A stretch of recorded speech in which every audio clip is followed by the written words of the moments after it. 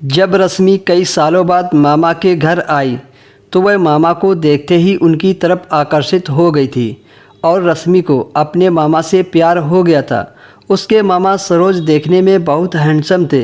उनकी बॉडी काफ़ी तगड़ी थी और जब रश्मि को यह पता चला कि सरोज मामा बहुत अच्छे इंसान हैं और महीने का लाखों रुपए कमाते हैं तो रश्मि अपने मामा की दीवानी हो गई।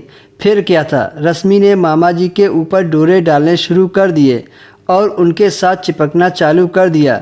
रश्मि अपने मामा का खूब ख्याल रखने लगी ताकि रश्मि अपने मामा को अपनी तरफ आकर्षित कर सके। जैसे कि जब सरोज मामा काम कर रहे होते तो रश्मि पीछे से उनके गले लग जाती थी, यह पूछने के बहाने कि मामा जी आप क्या कर रहे हैं, जिससे रश्मि का उभरा शरीर सरोज मामा को टकरा जाते थे और बातों ही बातों में वह मामा जी के इधर उधर हाथ लगा देती थी और अपने नरम हाथों से उसके कंधे भी दबा देती थी, जिससे मामा को बहुत हल्का महसूस होता था और वो ये सब करने से मना भी नहीं करते थे। एक दिन सरोज ने अपनी भांजी रश्मि से कहा कि तुम मेरे से चिपका मत करो और ऐसे मेरे पीछे मत भागा करो। रश्मि ने कहा, क्यों मामा जी, क्या हो गया? सरोज मामा ने कहा, जैसी तुम हरकतें कर रही हो उससे मुझे कुछ कुछ होता है। रश्मि ने कहा, हाँ मामा जी, मुझे भी कुछ कुछ होता है, मुझे आपसे प्यार हो गया है। सरोज ने हैरान होकर कहा, यह गलत है, मैं तुम्हारा मामा हूँ। रश्मि ने कहा, कौन से आप सगे मामा हो, आप तो मेरी मम्मी के मुंह बोले भाई हो। इस तरह से हम दोनों एक साथ रह सकते हैं। मुझे आप बहुत अच्छे लगते हो, क्या मैं आपको पसंद नहीं हूँ? सरोज ने कहा, नहीं रश्मि, ऐसी बात नहीं है। रश्मि अपने मामा का नाम लेकर बोली, तो फिर क्या बात है सरोज? और वह धीरे धीरे सरोज के पास जाने लगी।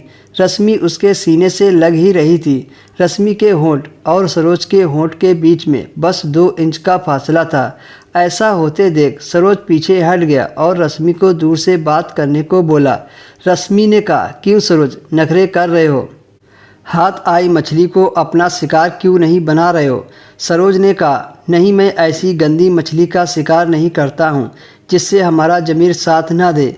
अगर यह सब तुम्हारी माँ को पता चला तो वो क्या सोचेगी मेरे बारे में कि मैंने सरोज को सगे भाई से बढ़कर प्यार किया, उसने मेरी ही बेटी को अपना शिकार बना लिया। नहीं, मैं ऐसा नहीं कर सकता, कहकर सरोज वहाँ से जाने लगा। तब फिर रश्मि ने सरोज मामा का हाथ पकड़ते हुए कहा, अरे मम्मी को पता चलेगा तब ना, ये बात तो हम दोनों के बीच में रहेगी। कहते कहते रश्मि ने सरोज को चूम लिया। तभी सरोज ने रश्मि को जोर का थप्पड़ मारा और कहा, अपनी औकात में रहो बदतमीज लड़की।